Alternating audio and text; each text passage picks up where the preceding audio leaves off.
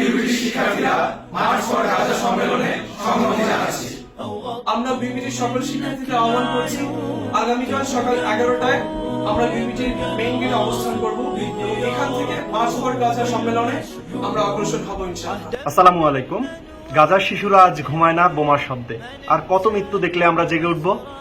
কালকের সম্মেলন এটা শুধু একটা জমায়েত নয়, এটা একটা আত্মচিৎকার মানবতার পক্ষে।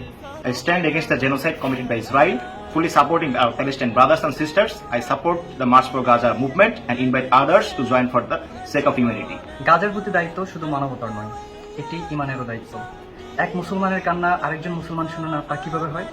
কালকের সম্মেলনে আসুন সবাই একসাথ হই এবং এই দায়বদ্ধতার প্রমাণ দিই। কালকের সম্মেলন সকলের জন্য, ধর্ম বর্ণ নির্বিশেষে সকলে আসবে, সকলে আমরা দাঁড়াবো গাজাবাসীর পাশে। আমি যাচ্ছি, আপনারা যাচ্ছেন তো?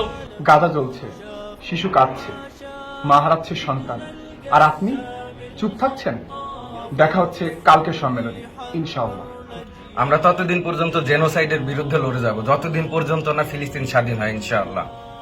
কালকের সম্মেলন একটি আওয়াজ, একটি জাগরণ, একটি বার্তা।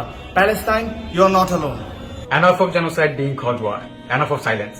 We protest inshallah. আসসালামু আলাইকুম ওয়া রাহমাতুল্লাহ। আগামীকাল সারা বাংলাদেশ একসাথে দাঁড়াবে গাজার মানুষের জন্য। আমাদের কণ্ঠ হবে নির্যাতিত মানুষের কণ্ঠ।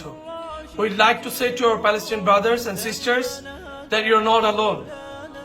We are with you and we always will be inshallah. আমরা প্রতিবাদ করব যতদিন না এই বর্বরতা বন্ধ হয়, আমরা চিৎকার করব যতদিন না শিশুদের এই কান্না বন্ধ হয়। আমরা অবশ্যই শেষ দেখে সারবো ইনশাআল্লাহ। Free, free Palestine! Free, free Palestine!